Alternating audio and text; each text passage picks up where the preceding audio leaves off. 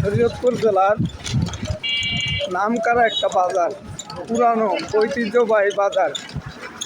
আমি কোন বাজারে আছি, এই বাজারটার নামটা আপনারা কমেন্টে বলে দিবেন। আমি আরাম ভাই আসছি, সকালবেলা আইছি ভোরবেলা। এখন আমি কোন বাজারটা আছি আপনারা দেখতে থাকুন। এই বাজারটা ঐতিহ্যবাহী বড় বাজার, অনেক বড় বাজার। আমি একটা সাইড দেখায় গেলাম, খালি আমি ভিতরে আছি। আপনারা কমেন্টে বলে যাবেন যে এটা কোন বাজার। আর আশা করি যে দোকানটা বন্ধ আছে কতক্ষণের লিগে আমার, তো কতক্ষণ পরে দোকানটা খোলা হবে। ঠিক আছে, সবাই ভালো থাকবেন, সুস্থ থাকবেন।